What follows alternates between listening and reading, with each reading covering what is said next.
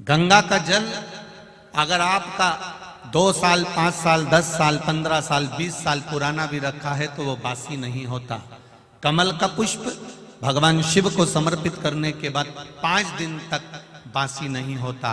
बेलपत्री, एक बेलपत्री देवाधिदेव महादेव पर चढ़ी हुई है, उसको धोकर चढ़ाते रहें, वो कभी बासी नहीं होती। और तुलसी का दल कभी बासी नहीं होता। ये बासी है ही नहीं।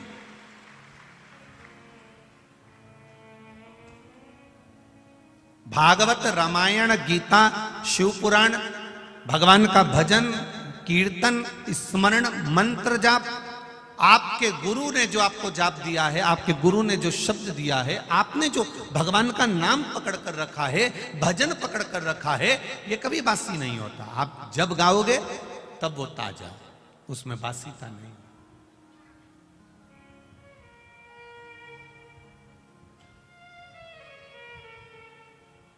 एक अखबार को अगर 5 बार पढ़ लोगे ना, एक अखबार को अगर 10 बार पढ़ लोगे तो बोर हो जाओगे। एक किताब को अगर 5-10 बार पढ़ लिया तो बोर हो जाओगे।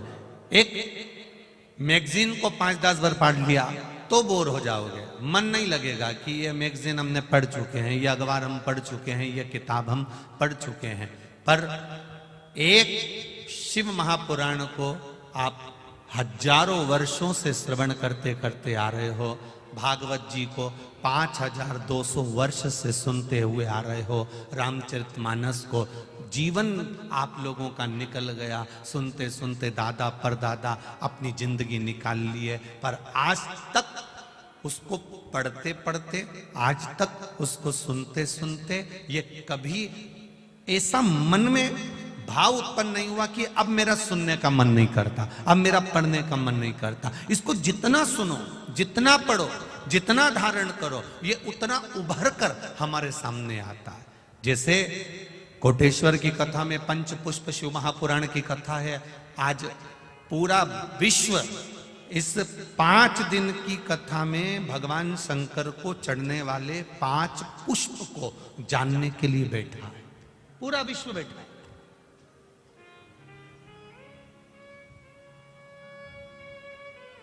कि वो 5 पुष्प कौन से हैं जो देवाधिदेव महादेव को प्रसन्न करने के लिए समर्पित किए जा सकते।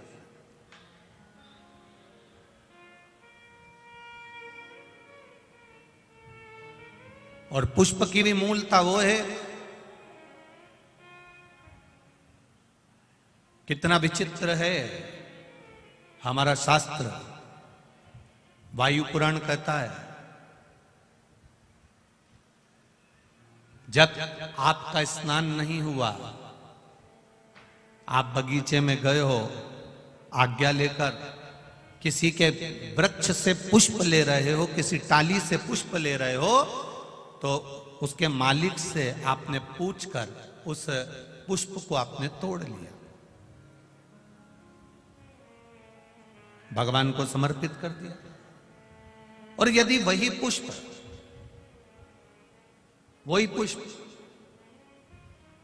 आप बिना पूछे, जिसका बगीचा है, जिसका पौधा है, जिसका पेड़ है, उससे तुमने पूछा ही नहीं, और तुमने तो सोचा हाँ सवेरे सवेरे कौन देख रहा है, फूल तोड़ा लिया और शंकर जी को चढ़ा दिया।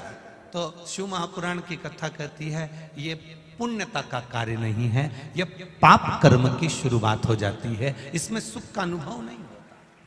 थोड़ा आप लोगों को भले बुरा लग सकता है कि हम दूसरे के पेड़ से फूल तोड़ कर ला रहे हैं, या तो आपको उस पेड़ वाले से हम दूसरे के बगीचे से पुष्प लेकर आ रहे हैं, या तो उस बगीचे वाले से हम दूसरे के यहाँ से पुष्प लेकर आ रहे हैं। उस पुष्प जिसके बगीचे से ला रहे हो, जिसके पौधे से ला रहे हो, जिसके वृक्ष से ला रहे हो, शंकर भगवान को फूल चढ़ाने का भी नहीं है आपके पास में, तो आप एक चावल का दाना चढ़ा दो, पर अपना चढ़ाओ। शंकर जी को अगर फूल चढ़ा रहे हो तो आप पहले सामने वाले से पूछो कि आपके बगीचे से मैं रोज फूल तोड़ सकती हूँ, आपके यहाँ पेड़ से मैं आप पुष्प ले सकती हूँ। अगर वो कह दे हाँ हमारे यहाँ तो लगे ही रहते हैं, तुम्हारा मन करा करे तोड़ लिया करो, तुम्हारा मन करे उतार लिया करो और भगवान को चढ़ा दिया करो, तो वो पुष्प जब आप शिव जी को चढ़ाओगे तो आपको जीवन में एक आनंद की अनुभूति होगी और आपके कार्य सफल होना प्रारंभ हो जाएंगे। अपने आप। पर यदि हमने चोरी कर कर चुपचाप से जाकर पुष्प को चुरा लिया, बगीचे से निकाल लिया, और तुमने सोचा मैं भगवान का श्रृंगार करूंगी, मैं भगवान को सजाऊंगी, मैं भगवान का अलौकिक श्रृंगार करूंगी, तो उसमें पुण्यता का भाग नहीं आता महाराज, उसमें सुख का अनुभव नहीं होता है, उसमें आनंद का अनुभव नहीं। मैंने तेरे ही भरोसे बाबा, तेरे ही भरोसे हवा बिच उड़ती जावांगी, बाबा डोर हटो छठी राम कटी जावांगी, भोले मैं तेरी पतंग, शंभू मैं तेरी पतंग, हवा बिच उड़ती जावांगी, बाबा डोर हथो छठी राम कटी जावांगी। हमने शिव को समर्पित करा, हमने देवाधिदेव महादेव को समर्पित करा, और विश्वास रखकर जो दिया गया है, भाव रखकर जो दिया गया है, चोरी कर कर नहीं, छुपा कर नहीं। यहां तक शिव महापुराण की कथा कहती है, एक लोटा जल अगर लेकर शंकर जी के मंदिर में जा रहे हो तो अपने बल पर, अपने दम पर, अपने आनंद में जाओ, अपने विश्वास के साथ जाओ, अपने भरोसे के साथ जाओ। जाते हो आप लोग शिव जी के मंदिर में जल चढ़ाने? कितने लोग जाते हैं? जरा हाथ उठाओ। सभी जाते हो? धर लो, धर लो, वापिस धर लो, धर लो, धर लो। बोलबम का नारा है, आवाज नहीं आई, जरा दमदारी से बोली है, बोलबम का नारा है। बस आपका जो हाथ अपने जल चढ़ाने का उठाया ना, उससे समझ में आ गया कि आप सब इकट्ठे और भोले जी के पट्टे, समझ में आ गया हो, समझ में आ गया। शिव तत्व को जाना यार, जाओ उसके मंदिर तक, जाओ उसकी चौखट तक, उसके दरवाजे तक। जब हम उसकी चौखट तक, उसके दरवाजे तक, उसके मंदिर तक जाते हैं, उसके द्वार तक पहुंचते हैं, तो कभी ना कभी तेरे मंदिर में आना मेरा काम है और मेरी बिगड़ी बनाना तेरा काम। कभी ना कभी वो भी अपने दरवाजे तक दौड़कर आता ही है, ये निश्चित है। हम जाएं, एक लोटा जल देवाधिदेव महादेव को चढ़ाने के लिए जाएं, पर विश्वास के साथ जाएं, भरोसे के साथ जाएं, दृढ़ता के साथ जाएं।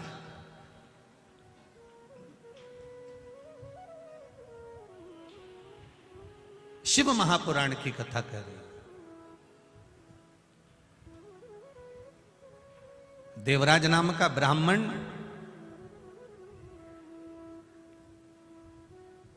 कुल में जन्म ले लेता है। पूर्व का कोई अच्छा कर्म होगा, कोई अच्छा कर्म होता है, तब जाकर अच्छे कुल में जन्म होता है।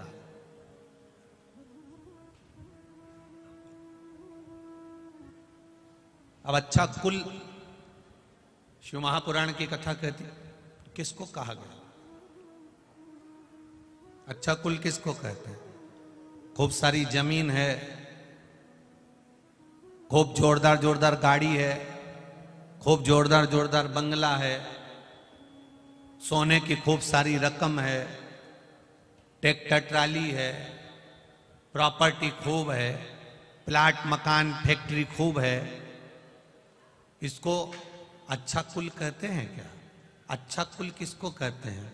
जिसके कुल में कोई 7 पीढ़ी में भी एक भगवान का भजन करने वाला पैदा हो जाए तो समझ लो कि वो अच्छा कुल है। धन मूल नहीं है, धन की मूलता नहीं है। धन तो एक नर्तकी, नृत्य करने वाली, धन तो एक कहीं एक नाचने का स्मरण करने वाली भी कमा लेती है, ढेरों की संपदा इकट्ठी कर लेती है, करोड़पति बन जाती है, धनपति बन जाती है, वैभवपति बन जाती है।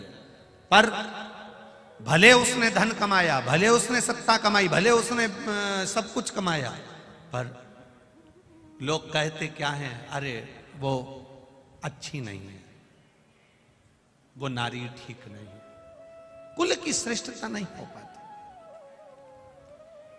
तुम्हारे यहां गाड़ी रहे, तुम्हारे यहां बंगला रहे, तुम्हारे यहां पर ट्रैक्टर ट्राली रहे, पर तुम्हारे घर में कोई बहू, कोई बेटी, कोई माता, कोई पिता, कोई बेटा, कोई पोता, कोई नाती, कोई पंती, कोई जमाई, कोई बेटी, कोई तुम्हारे 7 पीढ़ी में भी अगर कोई एक भगवान की सेवा में लगा है, मंदिर में लगा है, भजन में लगा है, नहीं मंदिर जाता, फिर भी थोड़ी देर घर में बैठकर राम नाम, कृष्ण नाम, शिव नाम जपता है, नहीं मंदिर जाता, कभी कभी सोमवार की सोमवार मंदिर तक पहुंच जाता है, रोज नहीं जा पाता, कम से कम 5 मिनट शिव की आराधना में लगा है। तुम्हारे घर की कोई बहन बेटी, कोई बहू, कोई पिता, कोई माता, कोई पुत्र, अगर तुम्हारे घर का एक व्यक्ति भी भगवान शिवालय में शंकर भगवान को 1 लोटा जल चढ़ा रहा है,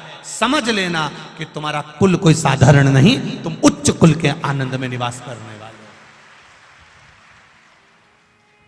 अब गाड़ी है, बंगला है, जमीन है, जायदाद है, ट्रैक्टर है, ट्राली है, सब कुछ है, सुख सारा है, पर ये मन परमात्मा तक नहीं जा पा रहा, तो फिर वो सुख किस काम का? ये तो एक पीढ़ी का सुख है, आज भोगोगे, मरे, फिर 84 लाख योनियों में पड़े, फिर पड़े।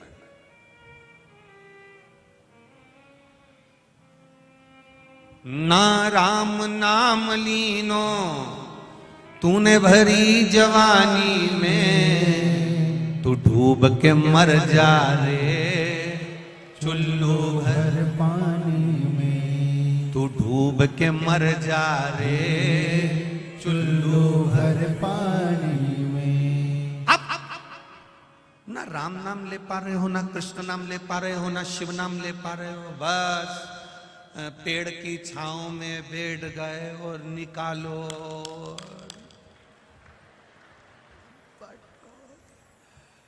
बस।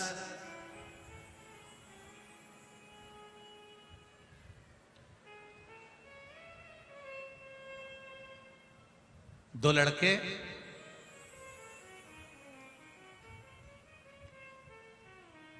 कल की कथा में स्मरण, 2 लड़के, कल हम लोग वहाँ सबके राम वाले कार्यक्रम में इंदौर गए थे, तो उसमें कुछ लोग कह रहे थे हमारा भी मन करता है इतना बड़ा आयोजन करें, हमारा भी मन करता है भंडारे करें, हमारा भी मन करता है कि खूब बड़े बड़े भंडारे करें। तो हमने उनसे कहा ये जरूरी नहीं है कि आप लाखों लोगों को भोजन कराओ, बहुत बड़ा भंडारा करो, ये जरूरी नहीं है, भंडारा छोटा भी हो सकता है। उसने कहा गुरुजी छोटा भंडारा करो तभी भी तो 1-8 लाख रुपए, 25-50 हजार रुपए खर्च हो जाते हैं। हमने कहा इतना भी खर्च नहीं होगा। अरे गुरुजी और छोटा भंडारा करो तो 10-20 हजार तो खर्च हो ही जाते हैं। हमने कहा इतना भी नहीं होगा। उसने कहा फिर ऐसा कौन सा भंडारा है? हमने कहा घर में से थोड़ा सा आटा और शक्कर निकाल के लेगा, पीपल के पेड़ के नीचे डाल दिया, चींटियों ने आकर खा लिया, वो भी तो भंडारा है। घर में से थोड़ा सा अन्न निकाल के ले गए, पक्षियों को डाल दिया, वो भी तो भंडारा है। थोड़ा सा अभी फसल कटी है, गेहूं का बहुत सारा भूसा निकलेगा, बहुत सारा चारा निकलेगा, बोरा भरकर आप अपनी गाय के लिए रखते हो, 1 बोरा भरकर दूसरों की गाय के लिए भी रख लो, भंडारा ही तो कहलाएगा, भंडारा ही तो है।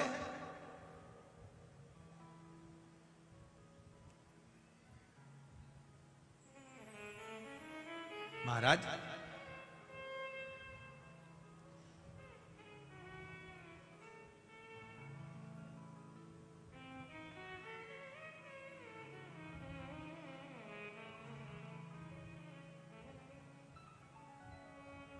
स्वयं खा लेना सुकृति है, छुड़ाकर खा लेना विकृति है, और बांट कर खाना ये मेरे भारत देश की संस्कृति है। उस संस्कृति में हम जिए। जरूरी नहीं कि आप लाख रुपए खर्च करोगे तो भंडारा होगा। आप पीपल के पेड़ के नीचे बैठ, कभी तुमने विचार करा कि इन हाथों ने ये रोज बांटा, आज घर से अपनी बहू से कह दूं कि बेटा थोड़ा आटा सेक, शक्कर मिला दे, रोज ये गांव के लोगों के साथ बैठ के ऐसा ऐसा बांटता हूं, आज अपने हाथों से पीपल के पेड़ के नीचे थोड़ा सा दाना डालूंगा तो मेरी जिंदगी ऊपर जाकर संवर जाएगी। कभी सोचा? बस बैठ गए, जब समय मिला तब बैठ गए।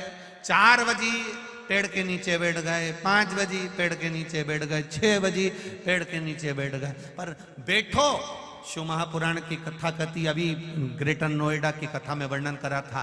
एक चाय, यहां बाहर जाना चाय पीना 5 रुपए की मिल जाएगी, वही चाय छोटा नागदा जाना किसी होटल में बैठकर पीना 10 रुपए में मिलेगी, वही चाय।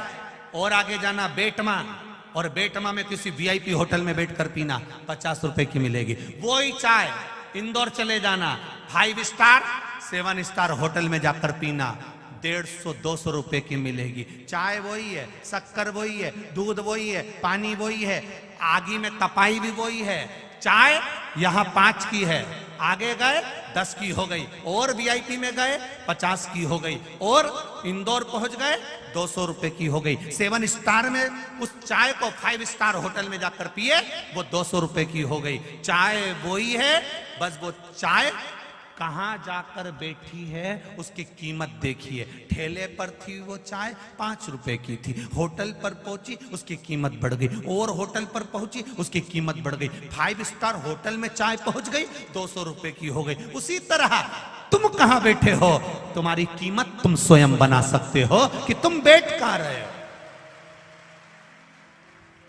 फालतू लोगों के साथ बैठोगे कीमत घटेगी, सत्संग में जाकर बैठोगे, शिव महापुराण में जाकर बैठोगे, राम कथा में जाकर बैठोगे, रामायण में जाकर बैठोगे, सुंदरकांड में जाकर बैठोगे, कहीं अच्छी जगह में जाकर बैठोगे तो तुम्हारी कीमत परमात्मा जानता है कि तू कोहिनूर हीरा है, वो जान लेता है कि इसकी कीमत क्या है। और बैठ जाओ किसी वो मदिरा पीने वालों के साथ गलत,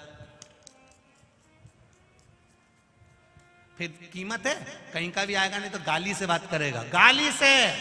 और यहां तुम बैठ जाओ, कहीं का गाली से बात करके बता दे भला, और साहब कैसा हो, और साहब कैसा हो, आओ साहब, बैठो साहब, आराम से बैठो साहब, कितना कितना सम्मान दे। और तुम वो गलत लोगों के साथ बैठो, तुम्हारा कोई सम्मान दे?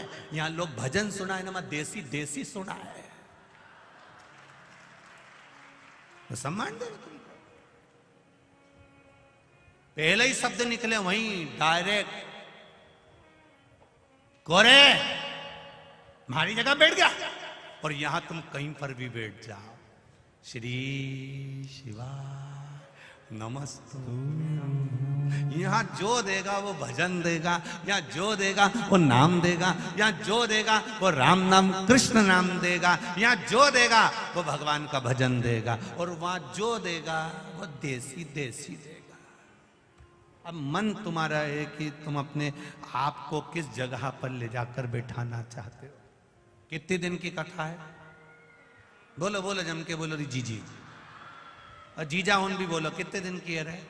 5 दिन की कथा। अब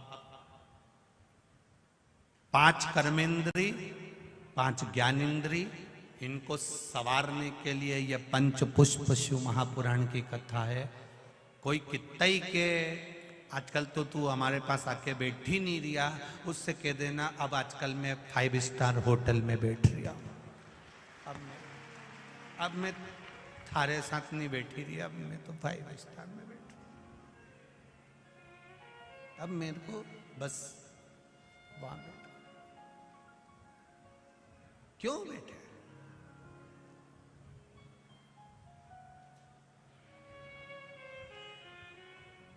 कितना महादेव जी बैठे हैं कोटेश्वर में, उनके ऊपर पानी दिन भर टपकता रहता है, और पानी भी इतना ठंडा, एकदम शीतल जल टपक रही है। कोटेश्वर के आसपास के लोगों से महादेव जी कह रहे हैं अपने भेजे को ठंडा रखना रे, ठंडा रखना, ज्यादा बड़बड़ मत करना, मेरे जैसे चुपचाप मैं जैसे बैठा हूं शांति से एक कोने में चुपचाप भेजा ठंडा करके बैठे रहो। क्या होगा उससे? जितना चुप बैठोगे, जितना मौन बैठोगे, कीमत अपनी वाणी की रख कर बैठोगे तो दुनिया के लोग तुम्हें पूछने के लिए आएंगे। जैसे कोटेश्वर जंगल के अंदर है पर दुनिया के लोग दूर दूर से यहाँ उनको पूछने के लिए आते हैं। आप चुप रहना सीख गए तो लोग आपसे पूछेंगे काका जी बोल क्यों नहीं रहे, ए बाबा बोले क्यों नहीं, क्यों नहीं बोले रे बाबा, क्यों? ए बना जी तुम बोलो क्यों नहीं बोले? सो क्यों साहब, भैया जी आवाज क्यों नहीं निकले तुम्हारी, क्यों जीजा जी तुम्हारी आवाज क्यों नहीं निकले, क्यों जीजी भाई तुम बोलो क्यों नहीं? जो नहीं बोले उससे कहा जाए कि तुम बोलो क्यों नहीं, और जो बड़बड़ करे जाए करे जाए करे जाए तो लोग कहते हैं भगवान कहां से आई रही दादा, ये किनंग से ही के मायका पोछे ही दो रे दादा, इसके पोछा। और जब वो जाए नहीं तो घर के लोग नरियल चढ़ा के भेजे अब मत आजे री, थारा हाथ जोड़ो अब मत आ। और जो नील अब जो बोले ही नहीं तो उससे ओ मेरे भोले नैना तो खोलो, दर्शन करा दो एक बार, दोबारा फिर बस वो बोले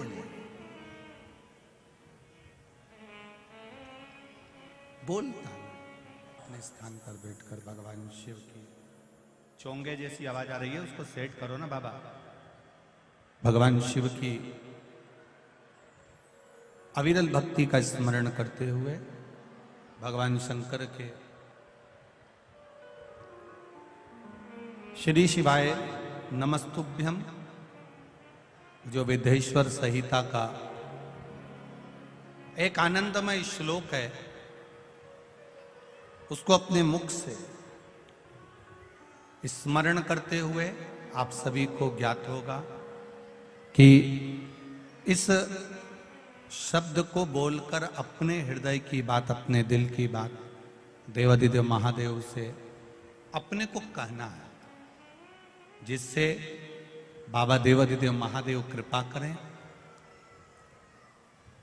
और जो झोलियां आप लोग लेकर आए हो मेरा महादेव आपकी झोली खुशियों से भरकर भेजे, ये भावों से आप बाबा से निवेदन करें, दिल से कहें, बाबा को दिल से प्रार्थना करें। श्री शिवाय नमस्तुभ्यं, श्री शिवाय नमस्तुभ्यं, श्री शिवाय नमस्तुभ्यं, श्री शिवाय नमस्तुभ्यं, श्री शिवाय नमस्तुभ्यं। बोला सब दुख काटो मारा, ओ भोला सब दुख काटो मारा, शिव शंकर जपूं तेरी माला, भोले बाबा जपूं तेरी माला, भोला सब दुख काटो मारा, ओ भोला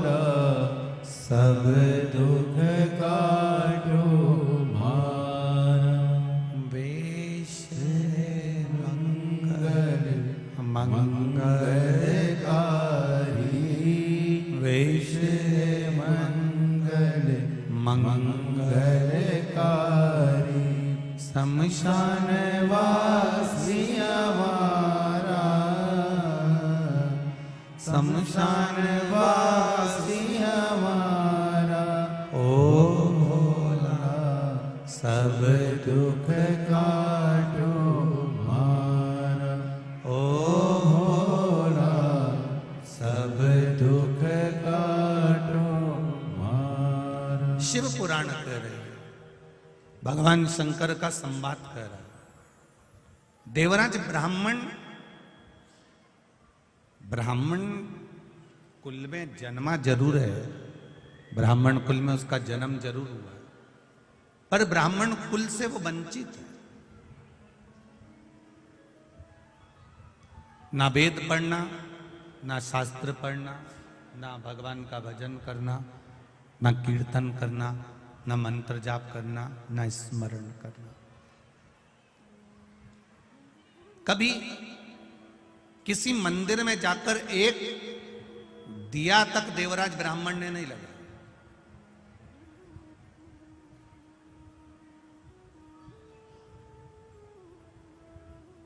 फिर भी चोरी का धन लेकर आ रहा था, चोरी का सामान लेकर आ रहा था, और वो चोरी के धन को ले जाकर मंदिर में लेकर छुपाकर बैठ गया, जहां एक ब्राह्मण देव शिव महापुराण की कथा का वाचन कर रहे। एक ब्राह्मण जहां शंकर भगवान की कथा का वाचन कर रहा है, वहां बैठ गए।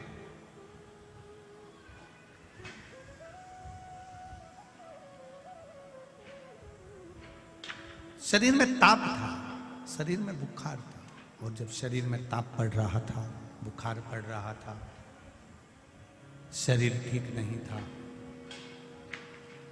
तब ब्राह्मण देवता बार बार चिल्ला रहे थे, हर हर महादेव।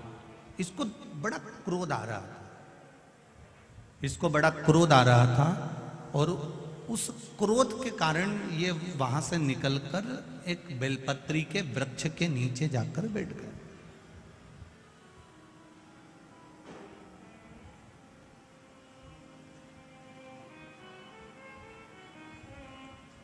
एक बेलपत्री के वृक्ष के नीचे जाकर जैसे ही बैठा, शरीर में कष्ट होने के कारण इसके प्राण छूट गए।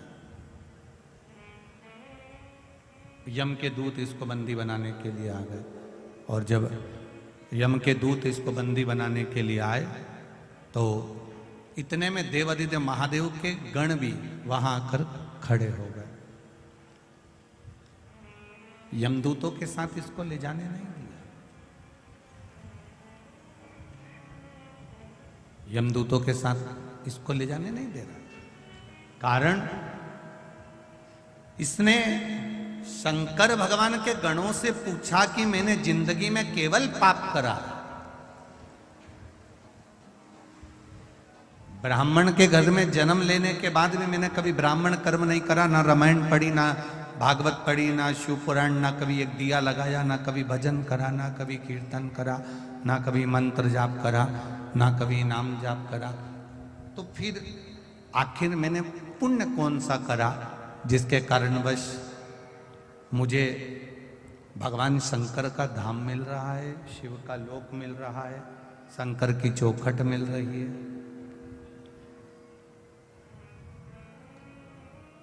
आखिर मैंने करा क्या है? शिव गणों ने कहा तुमने कुछ नहीं करा,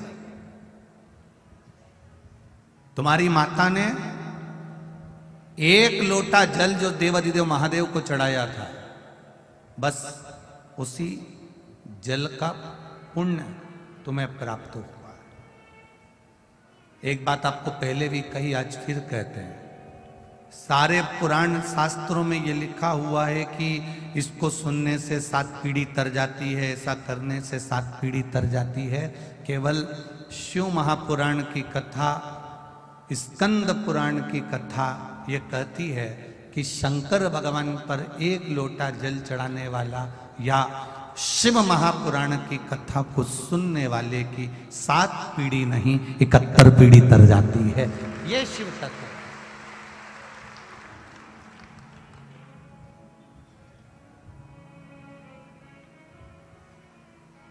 कितना एक कथा सुनने के लिए बहुत घनी आबादी में आप लोग बैठकर कथा नहीं सुन रहे हो।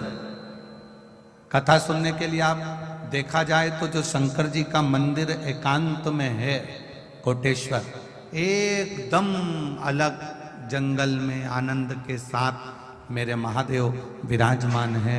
ऐसे देवाधिदेव महादेव की एकांत में आपको पहले भी कथा में कहा, जहां बाबा आराम से बैठे हों और वहां ये शिव महापुराण की कथा सुनने को मिल रही है, तो अपने दिल की बात भी कहकर जाना, वो दिल से दे भी देगा। दिल से कहो।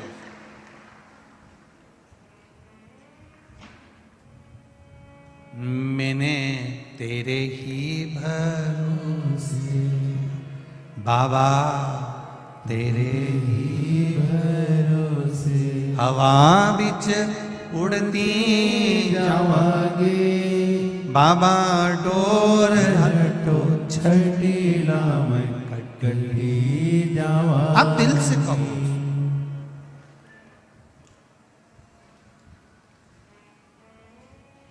देवराज भगवान का भजन कर कर आनंद पाकर शिव धाम को चले गए।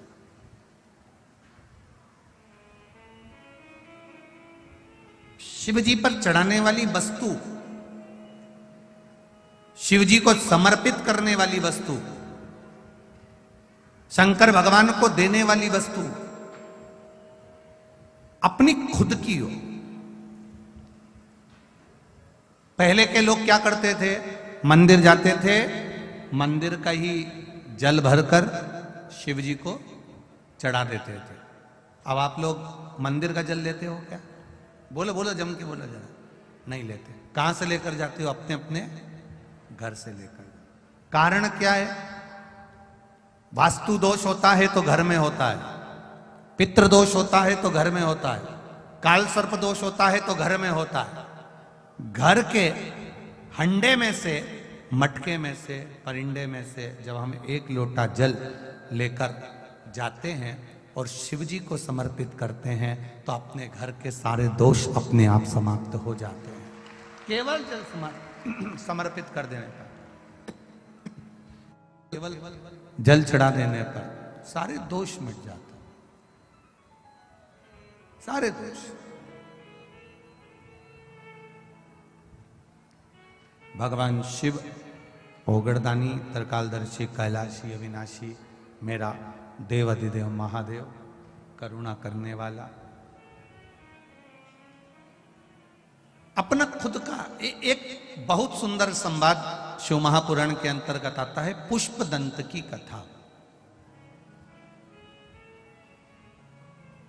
गंधर्व था, इंद्रलोक में इंद्र की सभा में बैठकर गायन करता था, कविता पाठ करता था, भजन करता था, कीर्तन करता था, स्मरण करता था, गायन में लगा रहता था।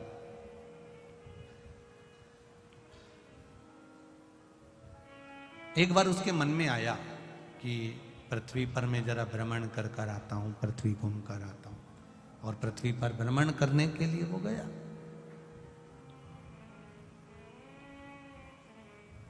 फूल, पंच पुष्प, शिव महापुराण की कथा है। फूल चढ़ाने से पहले फूल चढ़ाने का तरीका आना चाहिए।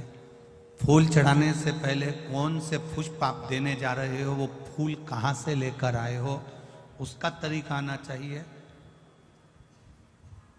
भले आपके पास में पुष्प नहीं है, आपने मंदिर कई पुष्प चढ़ाया, तो उसका भी तरीका आना चाहिए।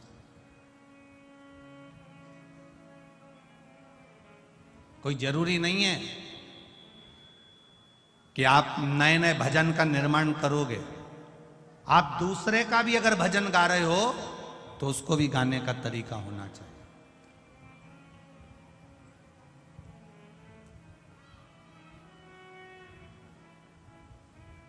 पुष्पदंत गंधर्व है और गंधर्व के साथ में उसको वर प्राप्त है कि ये दिखेगा नहीं,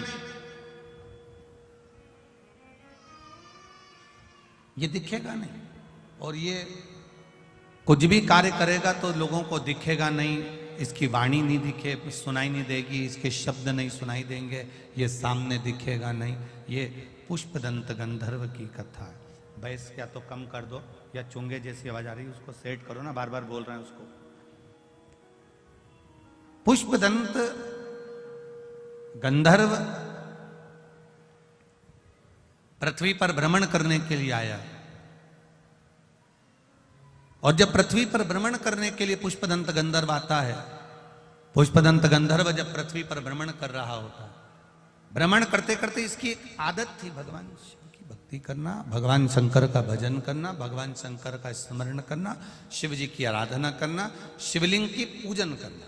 अब पुष्पदंत गंधर्व ने विचार करा कि मैं पृथ्वी पर आ गया हूं, क्यों ना यहां शंकर के शिवलिंग का निर्माण करूं और उसका पूजन करूं। एक पार्थिव शिवलिंग का निर्माण पुष्पदंत गंधर्व करने लगा।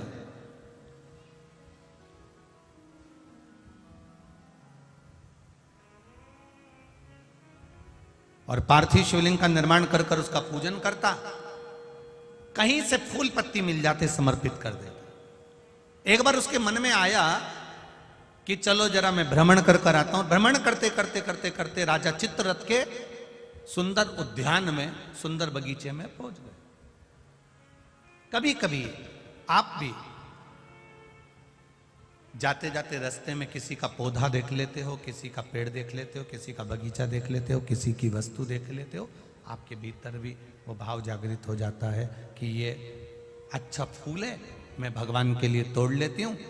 अभी नवरात्रे चल रहे हैं, लाल कलर का वो फूल होता है ना, तो लोग किसी के भी पेड़ से, किसी के भी बगीचे से, किसी के यहाँ से भी तोड़ कर ले आते हैं, देवी जी को चढ़ा देते हैं, बड़े प्रेम से पल्लू वल्लू लेके खुश होके।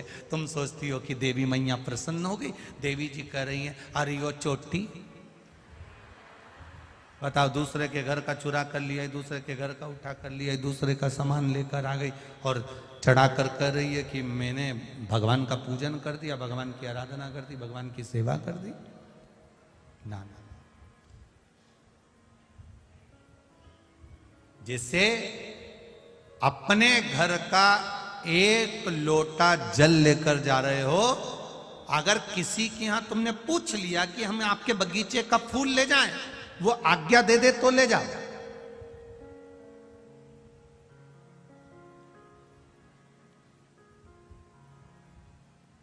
वो आज्ञा दे, लेकर जाओ।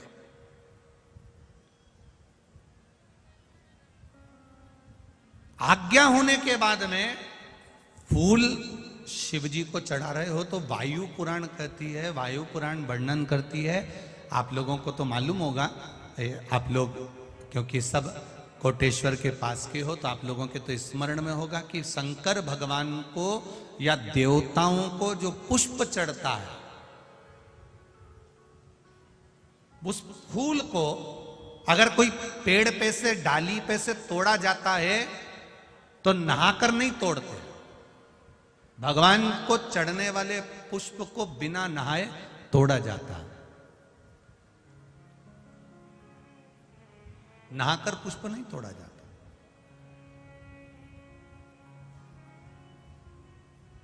कितने लोग हैं जो बगीचे से फूल तोड़ते होंगे तो नहा के तोड़ लेते होंगे, और कितने लोग हैं जो बगीचे से पुष्प तोड़ते हैं तो सुबह सुबह उठे, मंजन आदि करा, हाथ पैर धोया, बगीचे में गए, डाली पे से फूल तोड़े और भगवान को समर्पित करे। वायु पुराण, वायु पुराण का शब्द कह रहा है भगवान को समर्पित होने वाले पुष्प जब आप तोड़ते हैं, लेकर आते हैं, और पुष्प का एक नियम है, पुष्प धोया भी नहीं जाता, पुष्प को पानी में धोते नहीं, जैसा डाली से मिला है बस उसको लिया, रख दिया। जब आप पूजन करने के लिए बैठे और पूजन के समय पर उस पुष्प को तुमने उठाकर भगवान को समर्पित किया, भगवान को चढ़ाया, भगवान को समर्पित करना प्रारंभ करा। अब आप लोग कहेंगे गुरुजी शरीर बासी है, शरीर हमारा, बताओ हम स्नान करें नहीं है और स्नान नहीं करे और फूल तोड़ लिया तो वो फूल अशुद्ध नहीं हो गया, वो फूल शुद्ध ही नहीं हुआ। वायु पुराण कह रही है, वायु पुराण वर्णन कर रही है, भगवान को चढ़ने वाला पुष्प जब हम डाली पे से उतार कर लेकर आते हैं और लाकर हम भगवान के पास में कहीं स्थान पर रख देते हैं, और स्नान करने के बाद जब हम शंकर भगवान को याद, कोई भी राम जी को, कृष्ण जी को, ठाकुर जी को, देवी जी को वो पुष्प जब समर्पित करते हैं तो उससे ना जाने कितने कितने दोष हमारे जीवन के समाप्त हो जाते हैं। ये वायु पुराण वर्णन कर रहे हैं। ना जाने कितने कितने दोष हमारे समाप्त हो जाते हैं। ये वायु पुराण कर रहे हैं, ये वायु पुराण।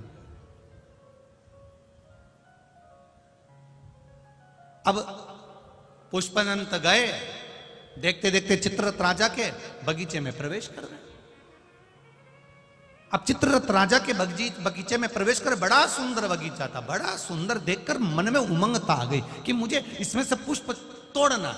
राजा चित्ररथ के बगीचे में प्रवेश कर गए, बिना पूछे, बिना जाने, बिना बात करे, बस बगीचे में गए और फूल तोड़कर, पत्तियां तोड़कर लेकर आ गए और लाकर उन्होंने भगवान शंकर को समर्पित करना प्रारंभ किया।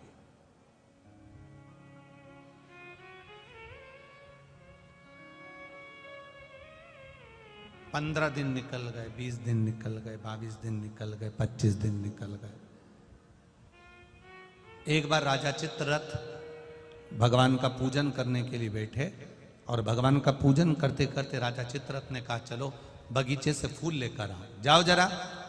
अब माली गए, जो सेवक थे वो बगीचे पहुंचे और बगीचे से पुष्प लेकर आने लगे। बगीचे से जब पुष्प लेकर आए तो बगीचे में जाकर क्या देखते हैं कि वहां तो एक भी पुष्प नहीं है, सारे पुष्प टूट चुके, कोई ले जा चुका। कोई बात नहीं, टूट कर नीचे गिर गए होंगे। दूसरा दिन हुआ, तीसरा दिन हुआ, चौथा दिन हुआ, पांचवा दिन हुआ। रोज बगीचे से फूल गायब हो जाते हैं, रोज बगीचे से फूल समाप्त हो जाते हैं और वो फूल मिल नहीं पाते हैं। बड़ा दुखी होते हैं राजा। आज राजा को क्रोध आ गया, आखिर बगीचे में से फूल चुरा कौन रहा? पता नहीं, हमने बहुत ढूंढा पर मिल नहीं रहा, बहुत प्रयास करा पर मिलता नहीं।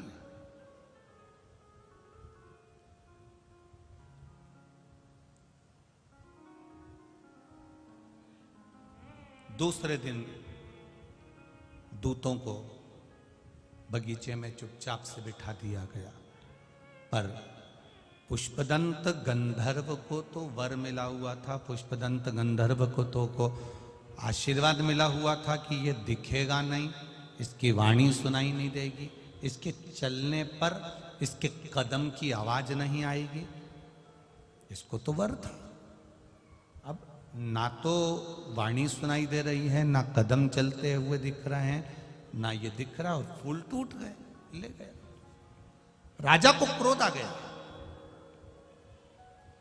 चित्ररथ राजा ने विचार करा कि मेरे यहां से रोज फूल जा रहे हैं, पकड़ाई में नहीं आ रहा, तो अब करूं क्या? राजा चित्ररथ भी शिव जी की उपासना करता था, भगवान शंकर का भजन करता था, शिव जी की आराधना में डूबा रहता था। आज उसने विचार करा, शंकर जी पे से चढ़ा हुआ निर्माल्य बेलपत्र उठाया जाए और शिव जी पे से चढ़ा हुआ निर्माल्य उठाकर, बेलपत्र उठाकर बगीचे के आसपास में डाल दिया जाए।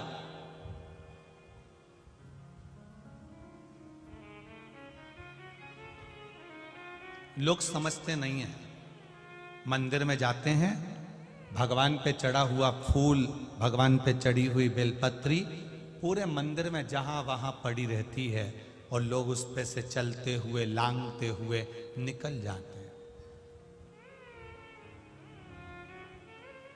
पंच पुष्प शिव महापुराण की 2 बातें अपनी जिंदगी में उतार कर रखना।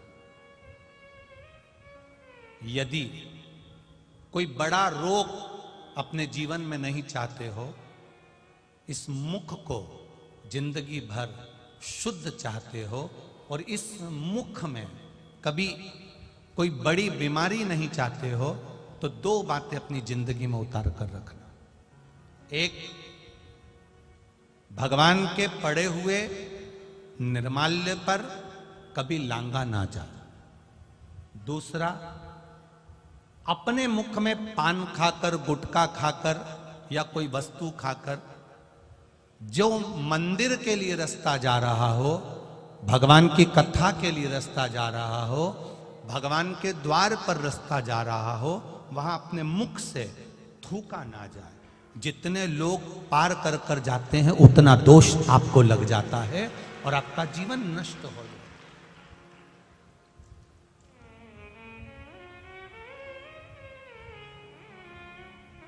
बीच पथ पर जिस मार्ग से भगवान शंकर का शिवालय जा रहे हो, जिस मार्ग से भगवान के मंदिर जा रहे हो, जिस मार्ग से अगर कोई नारी, कोई पुरुष, कोई बच्चा, कोई बूढ़ा, कोई व्यक्ति एक लोटा जल लेकर भी अगर भगवान के मंदिर जा रहा है, उस मार्ग पर, बीच मार्ग पर अगर कोई थूकता है और उस थूक को जितनी बार लोग लांग कर मंदिर के द्वार तक जाते हैं, उतना उतना रोग इस शरीर के अंदर बढ़ता चले जाता है। इसलिए हमारे यहाँ पहले के समय में, आज के लोगों को तो स्मरण है कि नहीं है, पहले तो थूकने के लिए भी एक पीक दान होता था जिसमें थूका जाता था। आज के जमाने में तो आदमी पूरी पृथ्वी को पीक दान बना कर रखा है, जहां मर्जी पड़ती है वहां थूक देता है।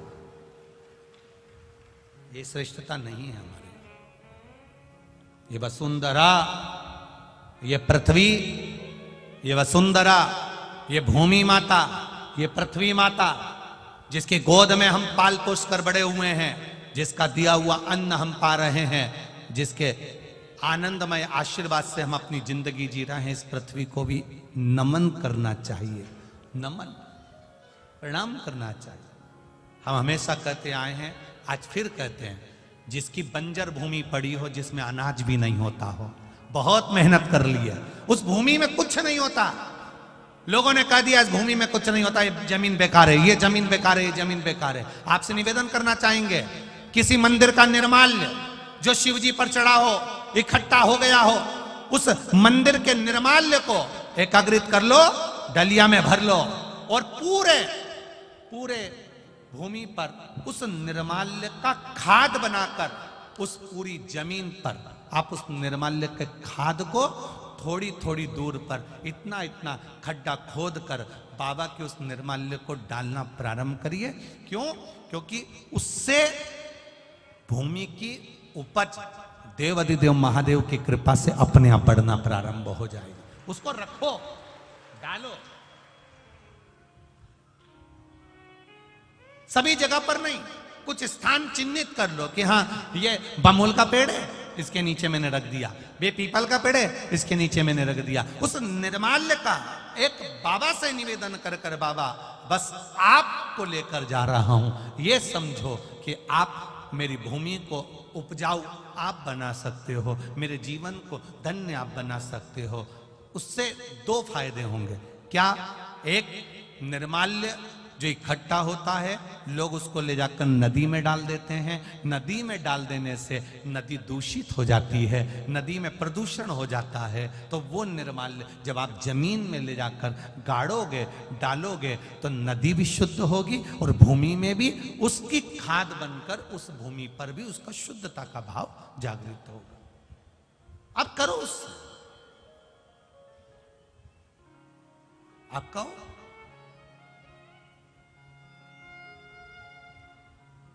हर कहीं थूक देना, हर कहीं पर पान खाकर थूक दिया, तंबाकू खाकर थूक दिया, कहीं पर भी तुम्हारा मन पड़ा और तुमने पिचकारी, ना ना ना ना ना, शिव पुराण कर रही है, उससे हमें दोष लगता। उस दोष का वर्णन कई लोग कहते हैं, ये तो कुछ खाता ही नहीं था, ये तो बहुत अच्छा व्यक्ति था, इसको ऐसी बीमारी हो गई, इसको ऐसा रोग हो गया। कहां से हो गया? कारण क्या है? ये रोग आया कहां से? हो सकता है इसकी आदत में था, घर से निकलता था, कहीं देवालय शिवालय पढ़ता था, ध्यान नहीं दे पाता था, थूक दिया, उस पे से निकलकर लोग जाते रहे, मंदिर पहुंचते रहे, उसका दोष जिंदगी में आ जाता है। वो दोष है। पहले के समय में गांव के लोग तो आज भी जानते होंगे कि पहले पीक दान चलता था, आप लोगों के स्मरण में होगा, कभी कभी आप लोगों ने देखा भी होगा, छोटा सा रहता था, उसमें लोग थूक देते थे, उसमें लोग कुल्ला कर देते थे, पर यहां वहां लोग नहीं थूकते थे। पर चला। अब लोगों ने वो चालू कर। दो चीजें स्मरण में रहे, कोटेश्वर बाबा का दर्शन करने जाओ, महाकाल बाबा का दर्शन करने जाओ, ओमकारेश्वर बाबा का दर्शन करने जाओ, चाहे तुम्हारी मर्जी पड़े जिस शिवालय में दर्शन करने जाओ, जिस मंदिर में दर्शन करने जाओ, उस मंदिर में अगर कोई बेलपत्री जमीन पे पड़ी है, कोई फूल पड़ा है, आप दर्शन करने आए हो ना, उसको उठाकर किसी एक कोने में, किसी एक जगह पर ले जाकर पटक दो। कहीं थोड़ा सा भी अगर पुष्प और निर्माल्य रास्ते में पड़ा है, उसको कोई लांगेगा, उसका दोष हमको लगेगा, इसलिए उसको उठाकर कहीं एक और रख दिया जाए, रख दो।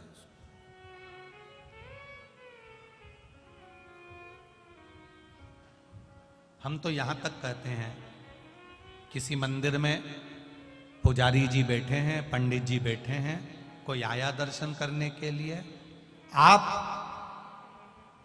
भगवान की बेलपत्र, भगवान का पुष्प उसी को दो जो आपसे मांग रहा।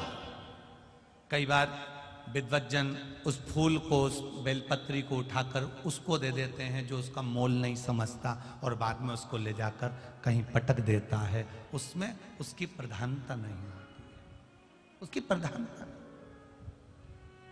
ये शिव महापुराण की कथा अगर आज कोटेश्वर में हो रही है, आदरणीय ठाकुर साहब श्री शरद सिंह सिसोदिया जी अगर इसको करा रहे हैं, तो उनका मूल उद्देश्य क्या है? इस शिव कथा में वही पहुंचता है जिसको शंकर भगवान पकड़कर खींचकर बुला लेते हैं। मूलता है कि इस कथा के माध्यम से जन जन का कल्याण हो, संपूर्ण विश्व का उद्धार हो, संपूर्ण जगत का कल्याण।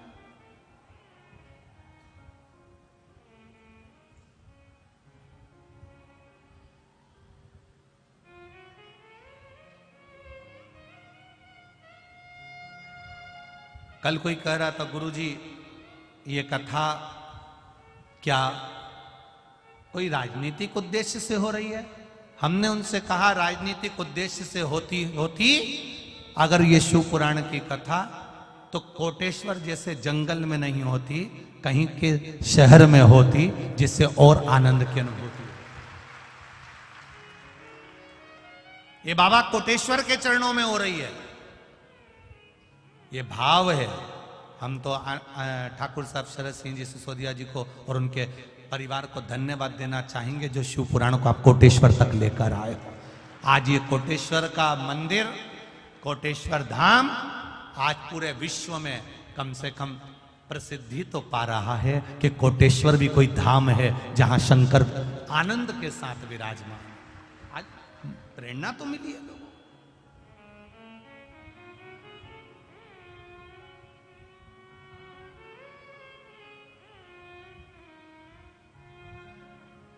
आज सब जगह पर, हर जगह पर लोग किसी न किसी रूप में धार्मिक क्षेत्र को प्रगति की ओर लेकर जा रहे हैं। सिसोदिया जी आपको धन्यवाद, जो आप इस कोटेश्वर क्षेत्र को इस कथा के माध्यम से प्रगति की ओर लेकर जा रहे हैं, उसके लिए साधुवाद है हमारा, साधुवाद का बहुत बहुत साधुवाद।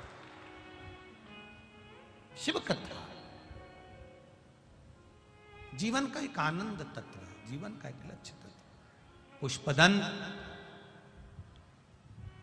निर्माल्य, चारों तरफ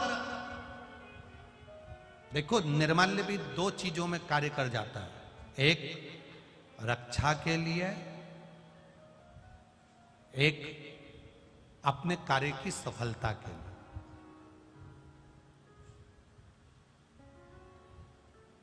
कोई बड़ी बीमारी होने पर शंकर जी पे चढ़ी हुई बेलपत्र जब हम उठाकर लाते हैं, उसको खाते हैं, वो औषधि का कार्य कर जाती है। करती कि नहीं करती? पत्र आया है, देखिए।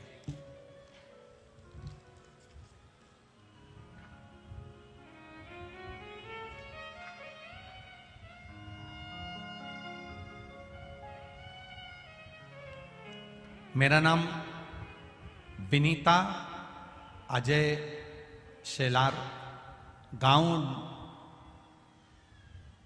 ढोलाना, तहसील बदनावर, जिला धार से हूं। मेरा मोबाइल नंबर ये है। कहीं बैठी हो तो हाथ हिलाइएगा, कहीं बैठी हो तो हाथ हिलाइएगा, जहां कहीं बैठी हो। अच्छा इधर है क्या? हाथ हिला दो सर। श्री शिवाय नमस्तुभ्यम। मेरा नाम विनीता अजय शिलार, गांव ढोलना, तहसील बदनावर, जिला धार से हूं। मेरा मोबाइल नंबर ये है। गुरुदेव, एक लोटे जल का मैं क्या वर्णन करूं। मेरी एक बेटी है जो मुझे ऑपरेशन से हुई थी, उसके बाद में संतान का सुख रुका। घर के लोग कहने लगे कि इसको तो कभी संतान होगी नहीं, पुत्र होगा नहीं। लोग ताने पर ताना देते रहे। गुरुदेव, मैंने भी आपकी कथा 2020 में टीवी पर सुनी और विश्वास जागा कि बाबा से अपने दिल की बात टीवी के सामने बैठकर कहती हूं। सियोरवाला महाराज कहते हैं कि आप जहां बैठकर कथा सुन रहे हो वहीं बैठकर बाबा से प्रार्थना करो। श्री शिवाय नमस्तुभ्यम जब बोला जाता था, मैं भी बाबा से कहती थी मुझे भी संतान का सुख देना, एक पुत्र दे देना। सारे लोग ताना देते हैं, ऐसी कृपा कर देना। गुरुदेव, बाबा की कृपा से मेरा गर्भ ठहरा, पर गर्भ तो ठहरा, साथ में कोरोना महामारी आ गई। कोरोना महामारी में मैं बीमार पड़ गई, कोरोना हो गया। उससे बाबा ने मुझे गर्भ में बच्चा है और मुझे बचा लिया। बचाते बचाते जब 8 महीने का गर्भ आ गया तब डेंगू हो गया। डेंगू हुआ। डेंगू होने पर मुझे बरनागर ले गए, रतलाम ले गए, पर बाबा की कृपा से बड़ी मुश्किल से बची। गुरुदेव, बाबा ने कृपा करी। सबने, डॉक्टरों ने हाथ ऊंचे कर दिए कि इसको डेंगू है शरीर में और बच्चा गर्भ में है, ये बच्चा ठीक नहीं होगा, इसका जापा ठीक नहीं होगा, इसकी डिलीवरी ठीक नहीं होगी। छोड़ दिया। रतलाम ले गए। रतलाम के हॉस्पिटल में भी डॉक्टरों ने मना करा कि डेंगू के चलते हुए बच्चे का जन्म कैसे कराएं, और साथ में इसको बीमारी भी बहुत, क्या करा जाए। पर बाबा के भरोसे एक बेलपत्री शंकर पर चढ़ी हुई साथ ली, हाथ में लेकर हॉस्पिटल में लेकर गए। 6 दिसंबर 2021 को बाबा की कृपा से मैंने जो मांगा था, मेरे यहाँ पुत्र रत्न की प्राप्ति हो गई। बाबा को धन्यवाद देते हैं। और शिव तत्व की प्राप्ति है। बैठिए बहन। श्री शिवाय नमस्तु। ये शिव है। ओ घड़ी एक पत्र और है, बड़ा भाव से आनंद से लिखा।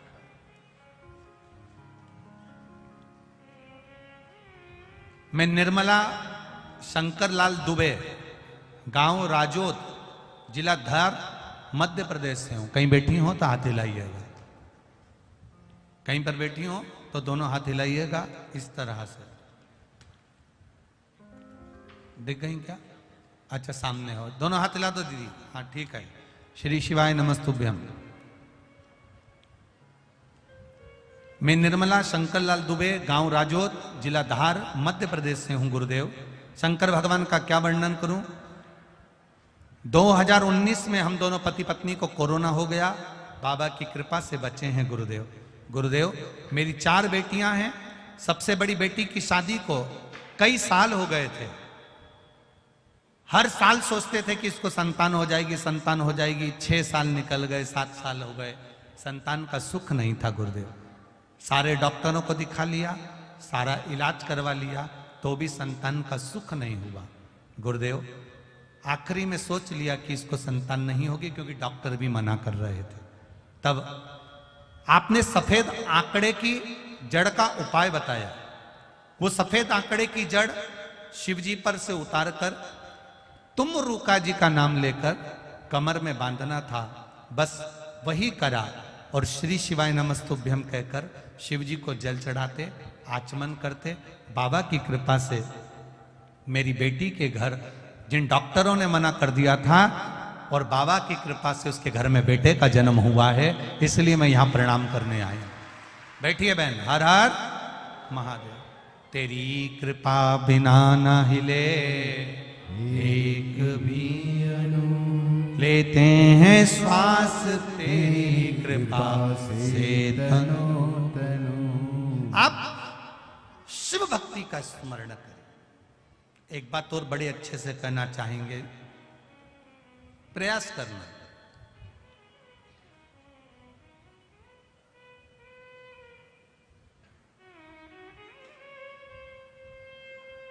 जिस कुएं में, जिस बावड़ी में, जिस बोर में,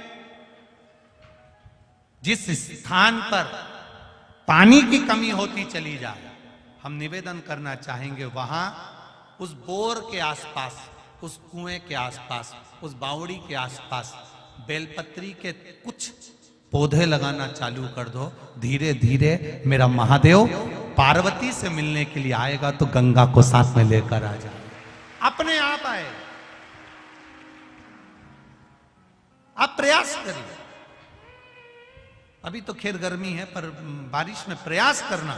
तुम्हें लग रहा है ये बोर सूख जाता है, बारिश में रहता है, ठंड में पानी रहता है, पर गर्मी में सूख जाता है। उसके पास में आप बेलपत्री के पौधे लगाना चालू करो, थोड़ी थोड़ी दूर पे बेलपत्री के वृक्षा का रोपण करना प्रारंभ करिए। मेरा महादेव जिस जगह पर बेलपत्री का पौधा होता है, वृक्ष होता है, वहां मेरा शिव पार्वती जी से मिलने के लिए आता है। और मेरा महादेव अकेला नहीं आता, उसके सिर पर गंगा विराजमान होकर आती है, तो गंगा वहां रहती है, गंगा वहां विराजमान रहती है। आप करो, शिव तत्व को जाने। पुष्पदंत पकड़ाई में नहीं आ रहा था, तब उसी समय पर चित्ररथ ने शिवजी पे चढ़ी हुई बेलपत्र को छाट कर निकलवाया और चारों तरफ बगीचे के जो द्वार थे, उन द्वारों के सामने देहली पर वो बेलपत्र रख दी। और बेलपत्र रखी और चित्ररथ ने कह दिया, अब तुम चिंता मत करो, अब वो पकड़ा जाएगा। और पुष्पदंत वापिस बगीचे में फूल तोड़ने के लिए गया। जाते ही बेलपत्री पर उसका पांव रखाया, किसी को आवाज नहीं आई, पुष्पदंत दिखाई नहीं दिया। और अंदर जब प्रवेश कर गया, प्रवेश करते ही बस देवाधिदेव महादेव कैलाश पर विराजमान थे और उनको क्रोध आ गया, क्रोध आ गया। गुस्से में आकर भगवान ने श्राप दे दिया। पुष्पदंत कोई साधारण सा व्यक्ति होता जो मेरे निर्माल्य को लांग कर जाता है, मैं उसको छोड़ता नहीं, पर तू मेरा भजन करने वाला, तू मेरा स्मरण करने वाला, तू जानता है कि निर्माल्य की महत्वता क्या है, शंकर जी पे चढ़े हुए जल की महत्वता क्या है, शिव जी पे चढ़े हुए एक बेलपत्र की महत्वता क्या है, शंकर पर चढ़े हुए नैवेद्य की महत्वता क्या है।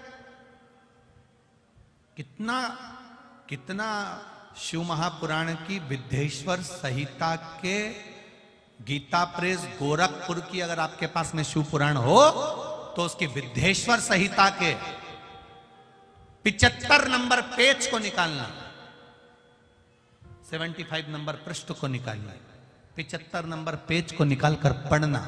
उसमें लिखा है, शंकर भगवान की पूजा नारी हो, पुरुष हो, बच्चे हो, कन्या हो, स्त्री हो, वो जिस भाव से शिवलिंग की पूजन करती है, स्पर्श करती है, आराधना करती है, उसका जो मन में भाव प्रकट होता है, भगवान देवाधिदेव महादेव वेद व्यास जी लिखते हैं, शिव पूरा कर देते हैं। जो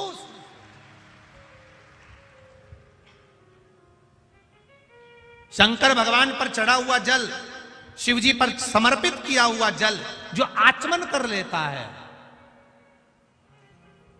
शरीर में कितने भी रोग हो रहे हो, वो रोग धीरे धीरे समाप्ति की ओर जाना प्रारंभ कर देते हैं। समाप्ति।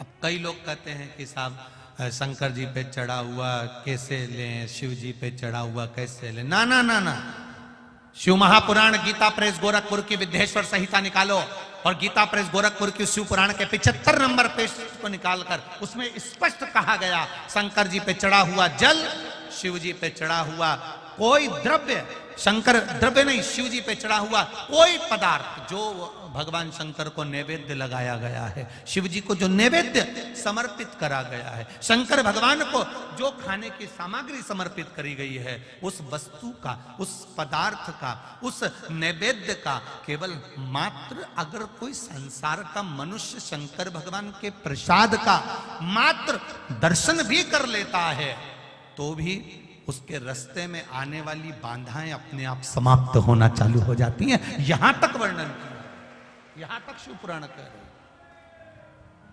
ये शिव तत्व यहां तक कह रहे, ये ओगरदानी की कथा यहां तक कह रहे। अब भगवान पुष्पदंत अंदर जा रहे थे, शिव जी के नेत्र खुल गए, भगवान शंकर को क्रोध आ गया, और देवाधिदेव महादेव को जब क्रोध आया, शिव जी को जब क्रोध आया, शंकर भगवान को क्रोध आया और उन्होंने कह दिया, पुष्पदंत तू मेरा भजन करने वाला, पूजन करने वाला, अर्चना करने वाला, और तू गलती कर रहा, मैं तुझे श्राप देता हूं, छुपने की कला, दिखने की कला जो तेरी थी इसको मैं समाप्त करता हूं, और बस इतनी देर में तो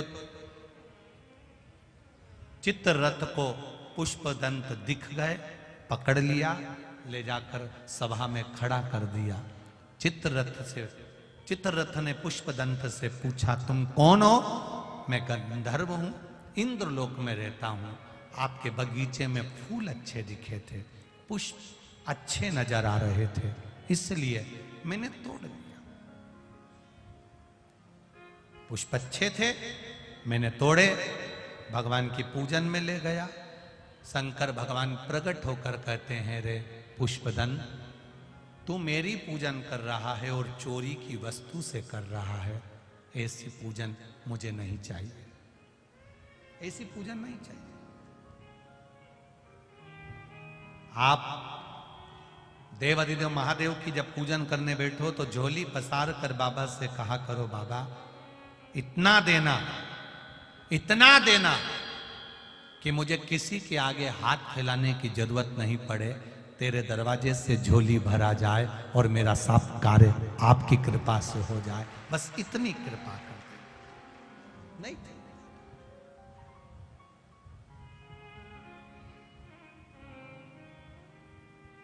क्या करे इतना, बस तेरी करुणा।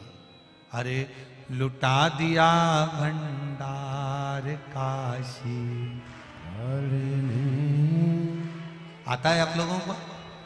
एक लाइन आप गाओ जरा, चालू हो जाओ। अरे लुटा दिया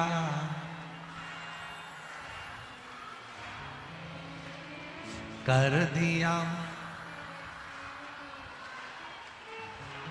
बहुत बढ़िया, बहुत बढ़िया। बदनावर वालों घर जाके नजर उतरवा लेना, बहुत सुंदर। अपने स्थान पर बैठकर भगवान शिव जी से अपने दिल की बात, अपने हृदय की बात, अपने मन की बात भावों के साथ कहिए, दिल से कहिए, हृदय से भगवान शिव जी से अपने मन की बात कहें। श्री शिवाय नमस्तुभ्यं, श्री शिवाय नमस्तुभ्यं,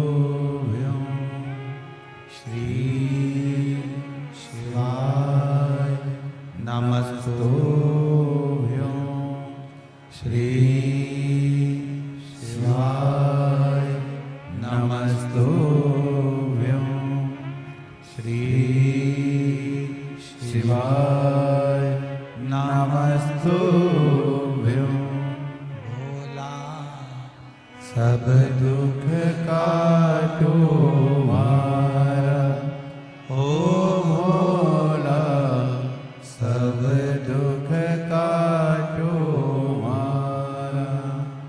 शिव शंकर जपो तेरी माला, भोले बाबा जपो तेरी माला, भोला सब दुख का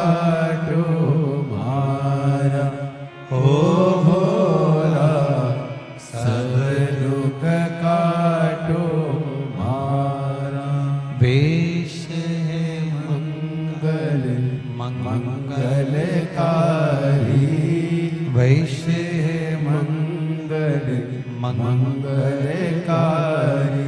शमशान वासी हमारा,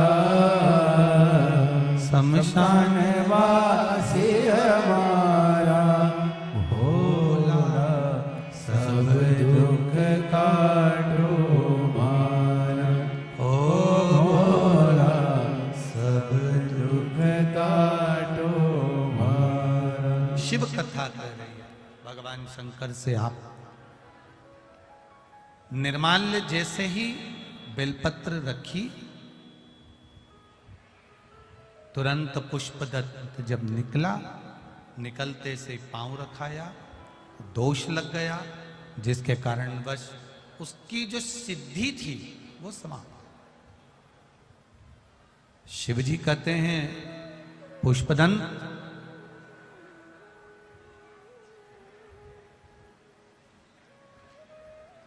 अपना खुद का जल, अपना खुद का पुष्प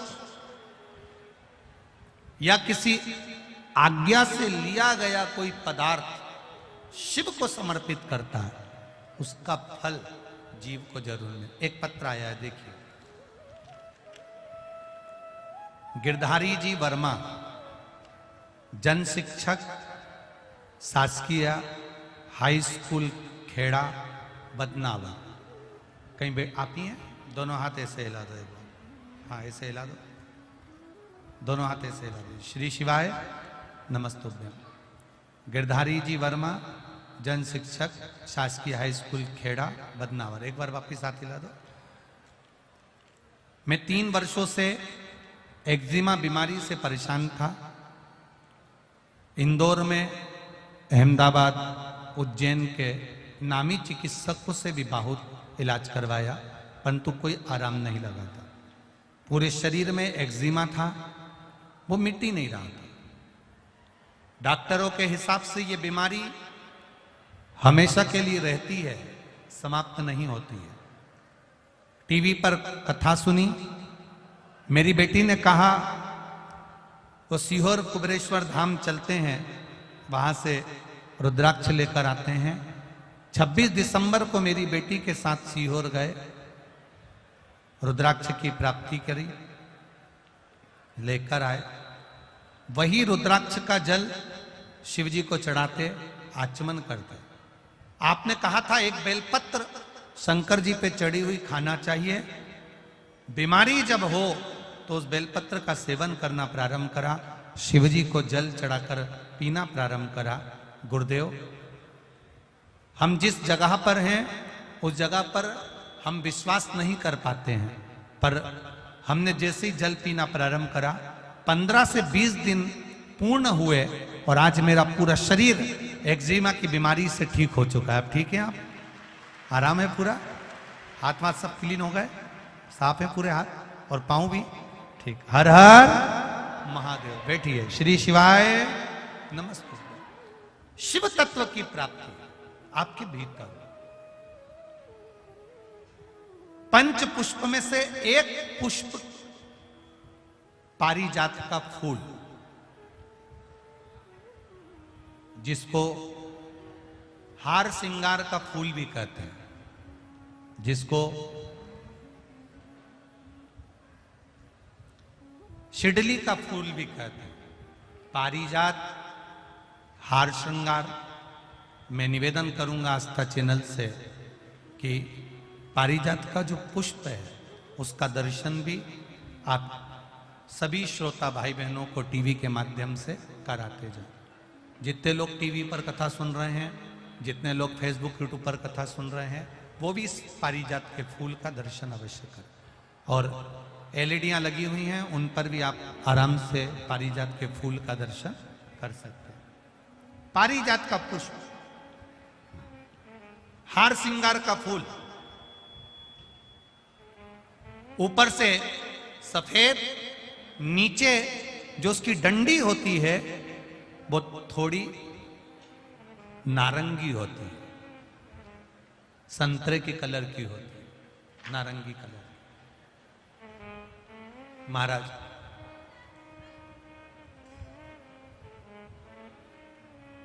रात्रि में खिलने वाला ये फूल, रात्रि में जो फूल खिलता है ये पारिजात का, और हार श्रृंगार का जो ये पुष्प है जिसको हार श्रृंगार भी कहते हैं, पारिजात भी कहते हैं, और कहीं कहीं इसको शिरडली का पुष्प भी कहते हैं।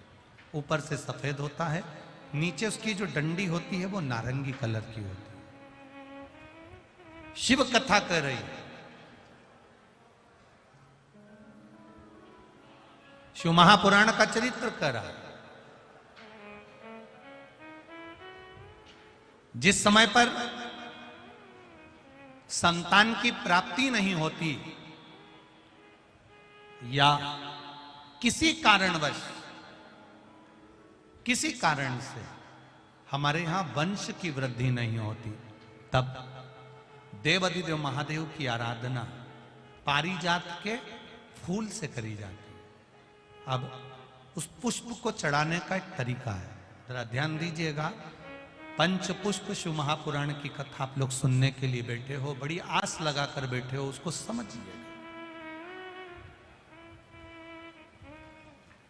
पारिजात का जो फूल शिव जी को चढ़ता है, भगवान देवाधिदेव महादेव को चढ़ता है, जैसे ये शिवलिंग है, मान लो ये शंकर भगवान का शिवलिंग है, ये जलाधारी है, ये जल नीचे गिरने का स्थान। आप लोगों ने पहले कथा सुनी है ना सबने, आपको सबको मालूम होगा। राइट में गणेश जी का स्थान, लेफ्ट में कार्तिकेय का स्थान, बीच में अशोक सुंदरी की जगह। जहां पर यह शिवलिंग रखा है वो माता पार्वती जी का हस्त कमल, शिवलिंग के रूप में, शंकर भगवान के रूप में यह शिवलिंग है। ऊपर से जो एक एक बूंद जलाधारी नीचे गिरती है वो शंकर भगवान की 5 लड़कियां, जया, विषहरा, शामली बारी, दौतली और देव, ये शंकर जी की 5 बेटियां हैं। वंश वृद्धि के लिए, कार्य सिद्धि के लिए, वैभव प्राप्ति के लिए, या अपने हृदय की सुख समृद्धि के लिए, संतान प्राप्ति के लिए पारिजात हार श्रृंगार के फूल की शिव जी को आराधना होती है। हार श्रृंगार का जो पुष्प होता है, अशोक सुंदरी वाली जगह पर हम पारिजात के पुष्प को समर्पित करते हैं। उसकी डंडी का जो मुख है वो शिवलिंग की ओर होता है जब हम अपना अशोक सुंदरी पर चढ़ाते हैं, और फूल का मुख इधर होता है।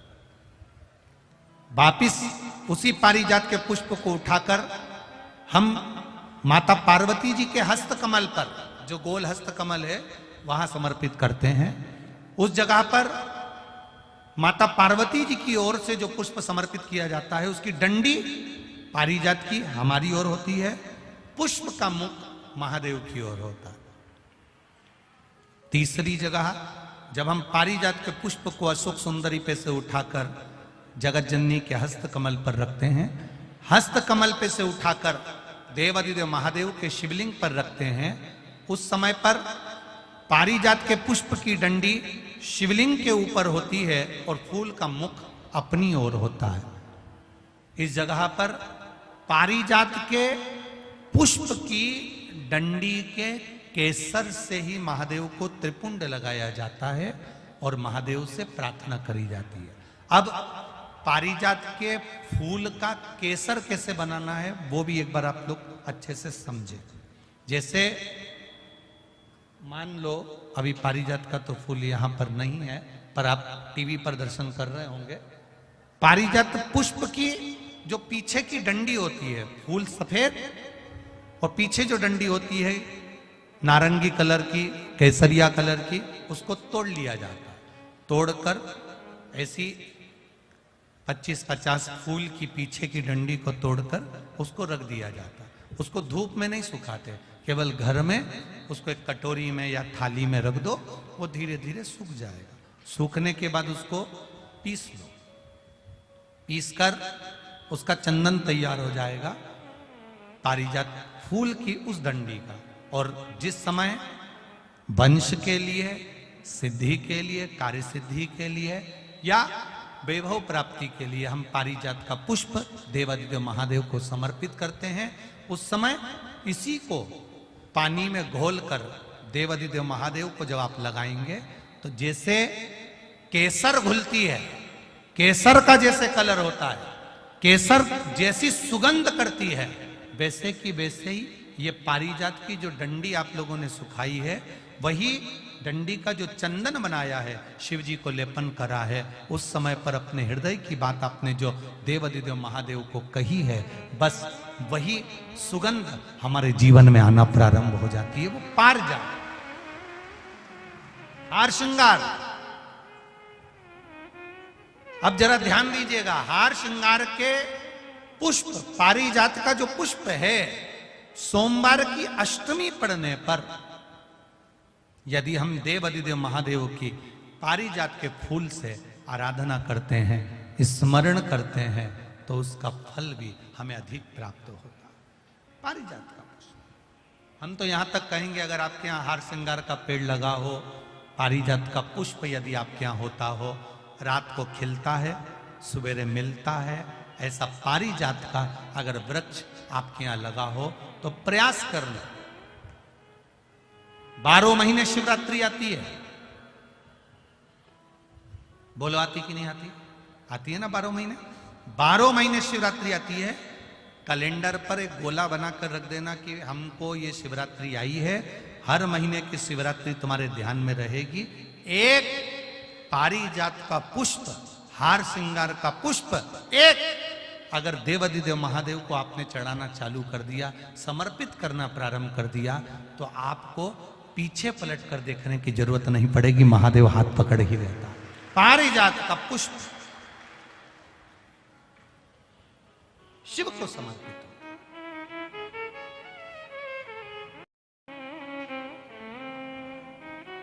सफेद कलर का पुष्प है, आप टीवी पर दर्शन कर रहे होंगे, केसरिया कलर की है, नारंगी कलर की उसकी डंडी है, भगवान शिव को समर्पित पारिजात।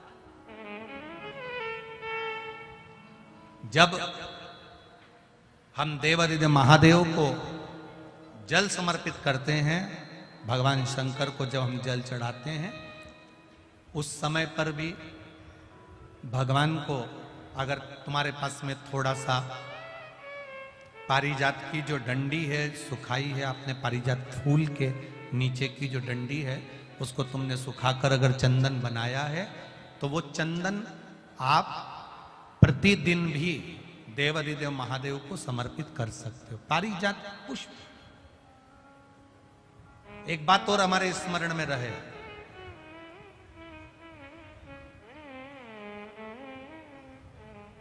भगवान शिव को जो ये 5 तरह के पुष्प समर्पित करे जाते हैं, इन पुष्पों की डंडी जो पीछे लगी होती है, इसको तोड़ा नहीं जाता शिव जी को चढ़ाते समय, इसका स्मरण आपको रहे।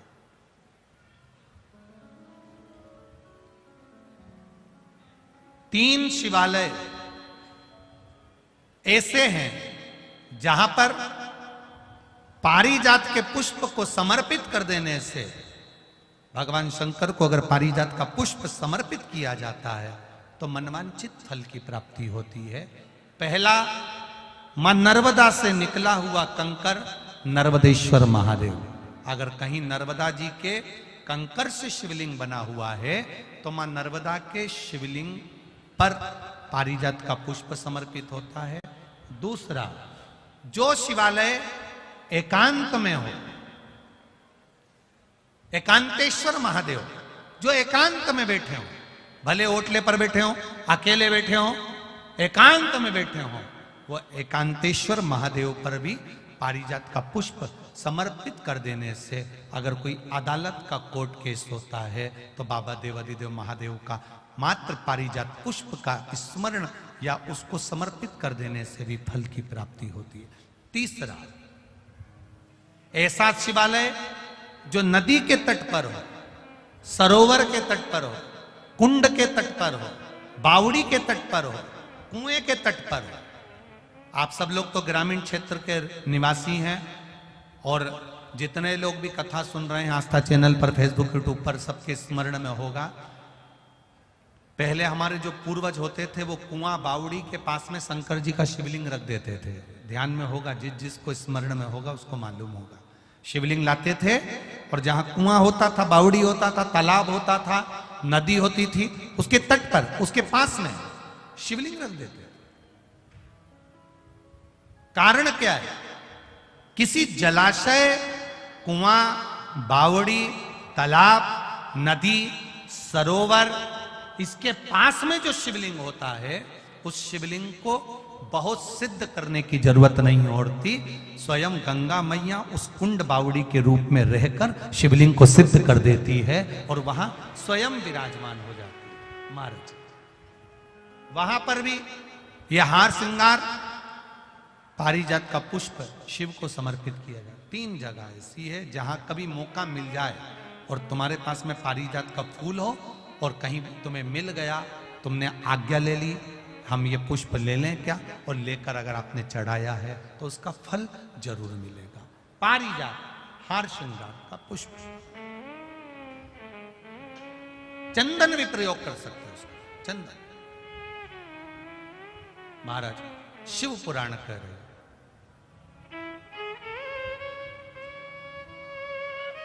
चंचुला देवी ने अपने पति बिंदुक के लिए शिव महापुराण की कथा तुमरुका जी से करवाई है। और तुमरुका जी चंचुला देवी को जो कथा कहते हैं, देवादिदेव महादेव ईश्वर जी गोरा जी बनकर, गणा और गोर बनकर, गणगोर बनकर मेरे देवादिदेव महादेव माता पार्वती जी के साथ में शिव महापुराण के यजमान बनते हैं। 16 दिन भगवान शंकर को श्रृंगार में लगते हैं, 16 दिन माता पार्वती को श्रृंगार में लगते हैं। शिव जी को जो 16 दिन लगे वो 16 संस्कार हुए और माता पार्वती को जो 16 दिन लगे वो 16 श्रृंगार हुए। ये 16 दिन की गणगौर आज भी हमारे यहाँ पृथ्वी पर होती है। ईश्वर जी गोरा जी बनते हैं, गणा गोर बनते हैं। आज गणगौर का पर्व भी है पूरे भारत की भूमि पर। सभी सौभाग्यवती माताओं को गणगौर पर्व की बहुत बहुत बधाई। देवादिदेव महादेव का ये पर्व आपके जीवन को खुशमय बनाए, आनंदमय बनाए। ईश्वर जी गोरा जी पधारे हैं। मैं जजमान परिवार से निवेदन करूंगा, आदरणीय ठाकुर श्री शरद सिंह सिसोदिया जी सपरिवार पधार कर ईश्वर जी गोरा जी का पूजन करेंगे और सूचनाएं आशीष जी प्रदान करेंगे। हर हर महा